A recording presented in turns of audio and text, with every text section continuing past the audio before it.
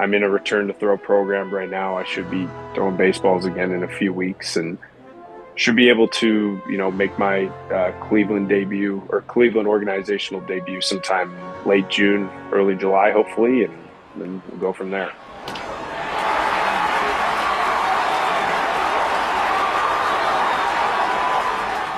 Welcome to episode 210 of Alberta Dugout Stories, the podcast. I'm Joe McFarland. The road to the big leagues for Erik Sabrowski hasn't been an easy one yet. After an incredible start to his college career at Cloud County, the Edmonton left-hander was a 14th round pick of the San Diego Padres in the 2018 MLB draft. Almost immediately, he went under the knife for Tommy John surgery, setting his sights on a return in 2020. Of course, the COVID-19 pandemic derailed those plans, so Sabrowski was able to return to the field in 2021, posting a 2-0 record with a 1.86 ERA in 8 games for the Fort Wayne Tin Caps. But he still wasn't feeling like himself and ended up going under the knife a second time for Tommy John that October.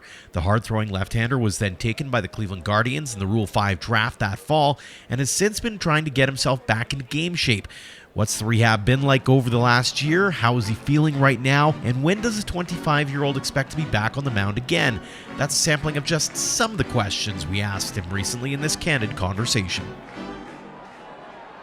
Erik, welcome back to the podcast. Thank you very much for having me. It's a pleasure to be here. I know this is a baseball podcast, but let's start off with a topic that's near and dear to your heart, the Edmonton Oilers. How tough or easy is it to watch this team nowadays? It's definitely not easy. It's exciting. You never know what you're going to get. It's also rather frustrating having a few guys on pace for, career highs. And then, of course, McDavid, 150 points possibly. And then also looking at the standings and realizing we are not anywhere near the top. It's it's certainly interesting and they're in a bit of a predicament. And I don't have the answers, but hopefully the powers that be can figure it out before it gets too late. Oh, come on. You want to play armchair GM like most Oilers fans. So if you could do that, what move are you making to improve that squad? I think, beggars can't be choosers, but some sort of defenseman that allows our depth chart, every defenseman in our depth chart to drop a spot. I think that's a good place to start, but true number one defensemen aren't usually available. So, maybe someone we can slide into that first pairing beside Nurse and then just drop everyone else down a spot. Fair enough. Glass bangers, yay or nay? That one's funny. Never thought I was a glass banger. Didn't really have a thought of it though. And then all of a sudden, Pugliarvi and some guy are fighting in front of me, and I gave the glass a couple smacks. Now, the reason I asked for background on this, Ian was one who actually caught Erik in the front row of an Oilers-Predators game a couple of months ago, scrum in the corner, and there's Erik in the background of the TV shot with a beer in hand. Did you end up getting on the Jumbotron to slam that beer? No, that might be one of my dreams, one of my life goals, and it wasn't reached that night, but there were a couple extra beers that night, so that might have led to the glass banging. Fair enough. All right, let's talk a little bit of baseball here, particularly the last couple of years. Kind of crazy, I think, anyways. Let's go back to October 2021. There you are on Instagram, smiling for a photo, live from a hospital bed with caption reading, "Didn't realize I signed up for the 2-for-1 TJ special." What happened, and why did you have to go under the knife for the second time? To be blunt, my elbow didn't work. I was able to get, a summer and a little bit of a season out of it, but just unfortunately as the 2021 season rolled on, just kind of realized there was, the soreness that I was experiencing was part of a bigger issue and not something that could be, rehabbed away or fixed with steroid injection or things like that. And it was a tough decision, but to get surgery again, not knowing what I had in front of me didn't make it any easier, but I'm glad I did it. I'm glad I'm still in the professional baseball world. I wouldn't change it for anything.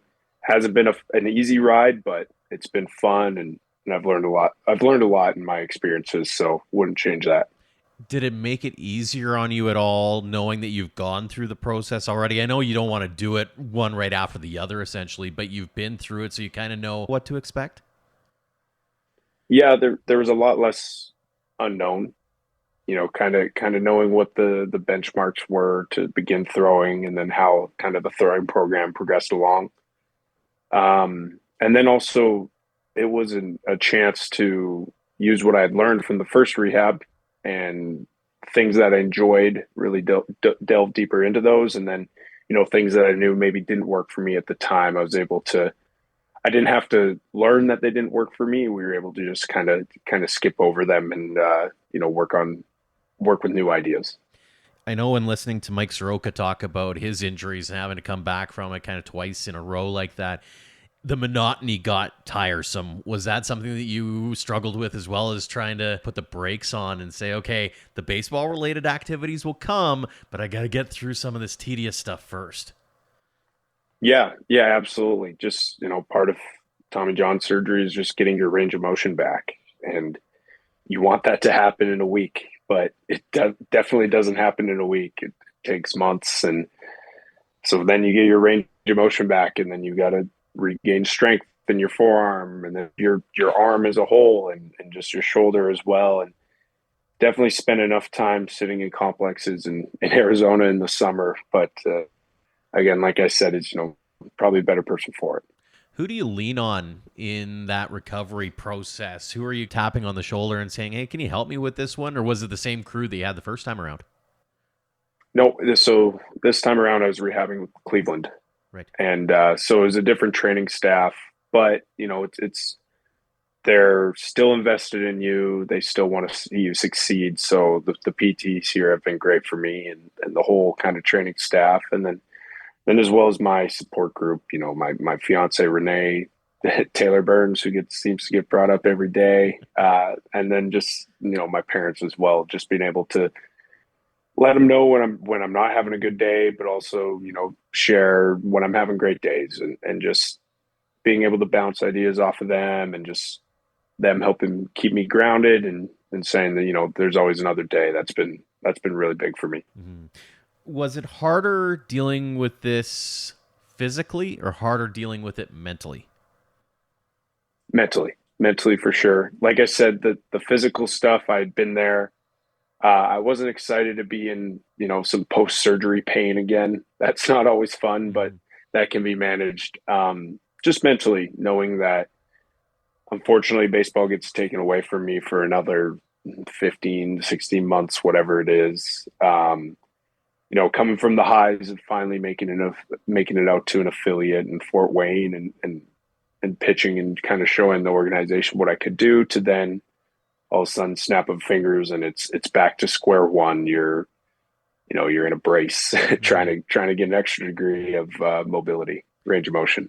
How challenging was that, given that it wasn't just a matter of struggling through to try to keep afloat, so to speak, with Fort Wayne, but you were dealing, like you still were striking out guys left, right, and center. You had a sub 2 ERA. Like, to find out that you got to go through surgery again and then to bounce back from that's got to be pretty difficult. Yeah, but like I said, I had that support staff who was big for me. It wasn't the best news I ever received when we decided to go back to and have surgery again, considering how I'd pitched that summer. But I was very thankful, like I said, that I was finally able to show people what I can do. There was enough hearing about this guy from who struck out a bunch of guys in college, and I was able to actually go out and perform, and put some numbers to my name that I'm proud of, and I've worked really hard for, and I'm just looking forward to the next time I'm able to do that. Mm-hmm. And you got some interesting news almost right after you went under the knife this last time around, in that you were taken in the Rule 5 draft by Cleveland, as you mentioned. Were you surprised at all in how that all played out?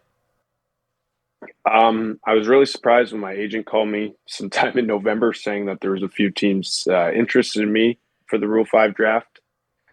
There I was, like we've talked about, second Tommy John, not exactly a prospect by any sorts, but hearing that there were some teams interested in me, and then ultimately being selected by Cleveland makes it all worth it.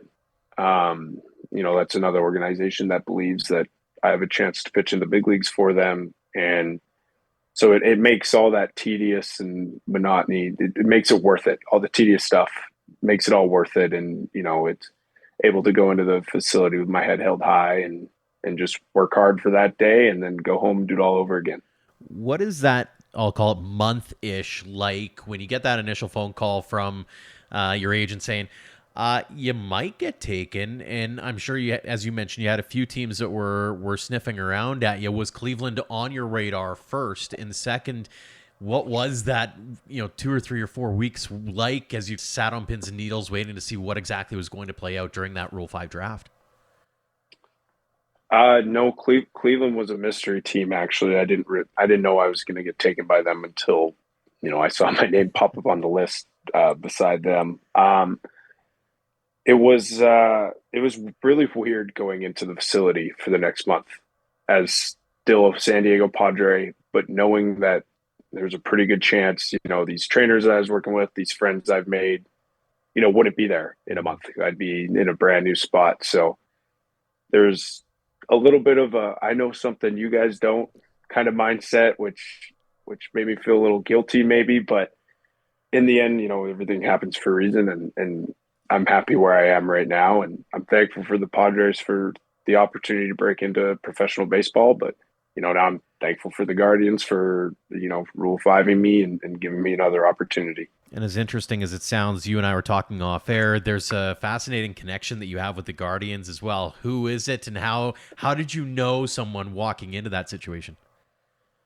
Joel Mangrum, the minor league director of pitching, he actually recruited me to Louisiana Monroe, the school I was going to transfer to after Cloud County. So there's a little bit of familiarity there. He was the first phone call that I got after I got Rule 5. So it was nice, knowing someone with Cleveland, and he definitely helped smooth out that transition. Did it make it a little bit easier as well, knowing how Cleveland seems to have almost embraced the Canadian side? You look at the Quantrells, the Nailers, like there's a laundry list of Canadians that seem to be dotting that organization's rosters. Yeah, there's a couple of us in the minor leagues as well. Cade Smith from Abbotsford, and then Zach Fascia from Toronto, I think, somewhere out in Ontario. So, it's just, I think it's just, it speaks volumes about Canadians in minor league baseball and how there seems to be more and more popping up everywhere. Every organization has 1 or 2 Canadians, it seems. And it's just, it's cool to see. And I'm proud to see other Canadians in professional baseball. That's for sure. Mm-hmm. So walk us through where you're at now. Are you throwing? Are you pitching at full velocity now? What's your timeline that you have in terms of getting back onto the bump? I'll probably be back on the mound sometime in April. Near the end of I was thrown off the mound in the fall, and near the end of that, we discovered there's a little bit of inflammation in my joint. So I ended up actually going to Cleveland, and I got a steroid shot in my elbow joint. We're all good now. We just needed to let that calm down. I'm in a return to throw program right now. I should be throwing baseballs again in a few weeks, and should be able to, make my Cleveland debut or Cleveland organizational debut sometime late June, early July, hopefully, and then we'll go from there. Have you talked to the organization at all about what the expectation is for you, like where you'll start? Do you go down to camp just to soak in things in the spring? What's the situation like as we head into the next few months here? Well, I'm actually in Phoenix now. Okay. This was Friday today, the end of my first week of 2023, basically. There's probably 40 of us down here. There's a bit of a pre-spring camp for mostly pitchers and a couple of hitters, and so it's just I think I got brought down just so they can be hands-on with the PTs and kind of see my progress and reevaluate every week as to when I'm able to throw again. Very cool. You've been keeping busy as well in the off season. You headed back to your old abode over at AHP. You mentioned Taylor. You were named the roving pitching and hitting instructor for AHP. What got you interested in the instruction side of things? It's something that I always thought I would do. I was always interested in the coaching side of baseball, even when I was younger. Just kind of, I've been fortunate enough to have so many great coaches throughout all my years of baseball. And, a couple of high school programs that I was a part of, college, professional ball, even Mosquito, and I guess it's U10, U8, and U10 now, and whatever. Just like I said, every year I've had some really good coaches. So it's been just observing how they work, how they do, how they explain things and teach things has always been interesting to me. And I'm looking forward to giving back as well. And it's a no brainer to go to basically hang out with my friends, Taylor, Connor, Ethan, all those guys at AHP. It's not really work. It's just hanging out with some friends and doing something that we all love, which is getting to work with baseball, working around baseball. You mentioned Taylor after the first surgery. You mentioned him after the second one. How important has he been in this entire journey? And then beyond that, as you mentioned, giving you opportunities to be able to give back to the community as well? He's been great. I've been working with Taylor forever and been getting my workout programs from him for what seems like forever. So he's always been a big part of my development and getting back to being healthy, staying healthy, things like that. He's been a big part of that, and I'm like I said, I'm fortunate that he's in my corner, and he's just a great guy to be around. Also, do you get to call him nerd at all? Just because when we chatted, I couldn't help but notice he loves his science, his bodily science, his like some of the terminology and stuff is way off the charts for me. Yeah, that's that's a bit above my pay grade. I'm more the put the ball on the tee and help you hit a line drive. But it's awesome what he's learned and what he's been able to do with absolute human performance. The strides he's made and just his own knowledge.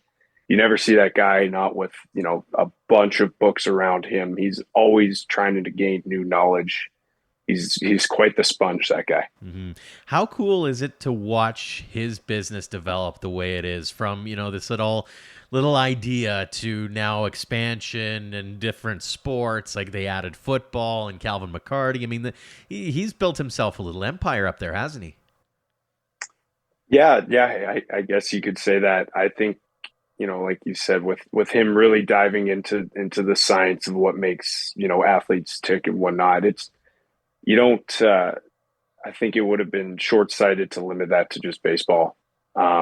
He's got the hockey program as well, the hockey summer program, and just he's in the business of developing athletes and helping them find their potential. And I think he's done a great job of that, continues to do a great job of that, and will continue to do that. Getting back to the giving back piece for a second here. I've seen a few guys do this. Like you went back to AHP. I saw Matt Kootenay go up to St. Joe's with Jason Chatwood in Red Deer and Sylvan Lake. You look at guys at Dogs, guys in Vauxhall. Like, there's always a few of you that are coming back. How important was that in the grand scheme to be able to kind of have that idea of success breeding success and being able to pass some information on to those little guys and even older guys to maybe make them get to that next level? Well, I think it's important to share what you know, and when I was coming up through the Prospects Academy, Ethan Elias was coming back in the winters to train with us, and it was just watching the way he worked and learning things and him passing along information and stuff. I think was really big in my development, and then to take it a step further, being in the training room with big leaguers and seeing how they work has been really good for me and the things they do. So, maybe moving that to a smaller scale where I can be the resource for these high school athletes at AHP and stuff. I think that's important for them. And, you can never stop learning. And I learn something new every day from even just being around these high school athletes. Last time you and I chatted, we talked about how you still remember being that kid and going up and getting autographs and that at different ball games around Edmonton and area. Is it weird to have the tables turned for you? Like, have you wrapped your head around the idea of, okay, I'm now this guy that people are looking up towards, and hey, it's okay now. I can be the one signing the autographs and giving those words of wisdom and piece of advice. It's yeah, it's definitely a humbling feeling. It's I love it. I love the fact that someone thinks that I could be a resource for them, and then that's just why I try and be available and open. Um, there's a lot of things up in this head that I'm sure could be useful for others, and so just try and, like I said, pass along that knowledge and information of things that I've learned through my experiences, and if it could help just one baseball player in the future, that'd be awesome. Mm-hmm. What's the biggest lesson that you've learned, especially over the last couple of years, that you're likely to pass along to maybe some of those kids you're instructing now? There's no one path to success. There's no one path, and success will never come in a straight line. Um, I'm not sure if that's something that I've learned. It's something I already knew that, Taylor had probably mentioned to us in high school, but I've really learned that. Like we said, a few a few surgeries, not a lot of time on the field. Um, Eventually, one day, I plan on pitching in the big leagues, and I know that I have the ability to do that. And it's just everyone's success comes in different paths and different versions, and nobody's story are going to be the same.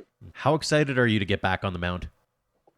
I'm very excited. I'm itching and clawing to get my way back there. Asking the trainers when I can start throwing again every day, and probably annoying them already, even though I've been here for 1 week. But it's something to look forward to, and when the time comes, then I plan on being ready. How fun was it watching kind of an underestimated Guardians team this last year and looking into the crystal ball going, hey, this is a young team now. I can be a part of that at some point. We're going to continue to grow and be an exciting team to watch.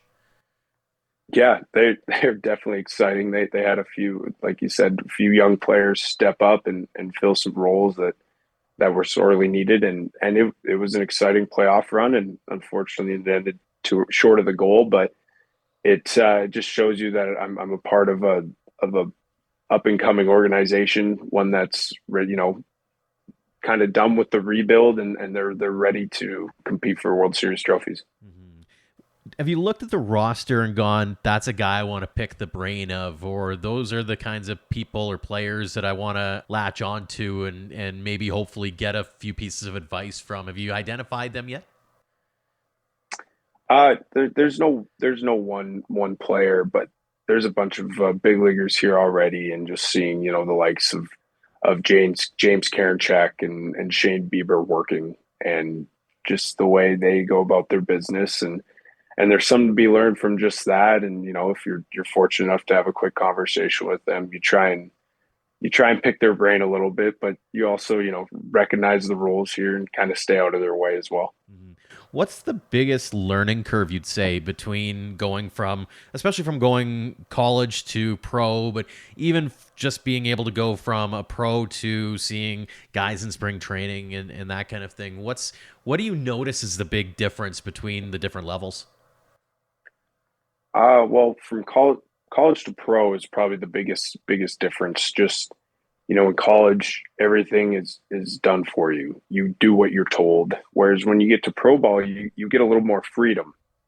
And so that's for me, it was learning that someone wasn't always going to be there to make sure I got my arm care done, or did my conditioning, and it's kind of learning some discipline, and also finding things that work for you, and really hammering out a routine that works best for you, and gives you the best chance to succeed.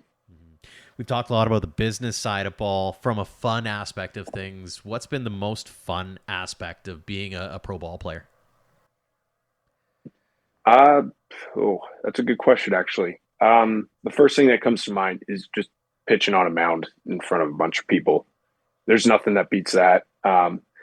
I've got fortunate enough to pitch in a couple Canada Day games with the Edmonton Prospects, and then pitching in Okotoks with some pretty big crowds. But got to pitch in Dayton, Ohio, in 2021, and I think there was 9 or 10,000 people there, and that was just otherworldly. It's just standing on that mound, knowing that most of the eyes are on you. It was, and then the fact that it was an opposing crowd, it was really fun. You do your best to make sure they kind of go home unhappy. Do you take a moment to soak that in before you throw the pitch, or are you that dialed in that you're just like, nope, business, gotta think business, can't be distracted by the moment, I guess? When you hop on that mound, I think it'd be nobody doesn't look around a little bit and kind of understand where you are, but once it's time to go, it's time to go. You can block out the crowd pretty easily. It's just you and the catcher just trying to execute the pitch that you need to do to get the hitter out. The reason I ask is I think back at that Adley Rutschman video where he runs out, shakes the hand of the umpire, kind of takes that look around. He's got that grin on his face like, yeah, I'm enjoying this. And you get to see a little bit more of that personality come through. So I was curious if you plan on, as you go up the ladder with the Guardians, if you're hoping to maybe do that, soak in those moments right before you get to be all business. Yeah, I definitely want to make sure I soak in the moments and just so I can, have those memories to go back on. And I think I've done a good job of that so far, but just making sure you enjoy the moment as well as, performing your tasks. So you got to make sure you have fun as well. Absolutely. Final question for you here, Erik. And I can't believe I haven't asked you this yet, but believe it or not, the last time you were actually on the podcast was before it actually predates me starting to ask this question as the last question. So here it goes. What does the game of baseball mean to you? What does the game of baseball mean to me? Oh, it means the world to me. The friendships that I've made, the places that I've traveled, the people I've met, the experiences that I've had, it means the world for me. Baseball's been, the majority of my life. I've been playing it since I was 5-6 years old. So it's 20 years of baseball being the foremost part of my life, and it means the world to me. I hope I recognize enough how lucky I am to be able to continue to put a jersey on, to play professional baseball. It means the world to me. And I hope this ride keeps going. And, I look forward to whatever else it has in store for me. We sure hope the ride continues as well, Erik. Always a pleasure to catch up and chat a little shop. And yeah, even though I'm a Flames fan, I don't mind talking like Oilers as well. Really appreciate the time, continued success going forward. Looking forward to chatting with you next time. Yeah, absolutely. Thanks for having me. Thanks again to Erik Sabrowski for joining us this week, and thanks to all of you for downloading and listening. If you haven't already, leave us a rating and a review on your app, as those actions help spread the word about ADS. We'd also like to thank our Platinum supporters for all they do for us and for baseball in Alberta. The Okotoks Dogs have started announcing their signings for this summer season as they look to repeat as WCBL champions. Head to dogsbaseball.ca for more. And AHP Academy has made some exciting announcements of their own, including names for their teams like the Renegades. Check them out at ahpbaseball.com. Until next time, thank you for all your support online, on social, and on air of Alberta Dugout Stories.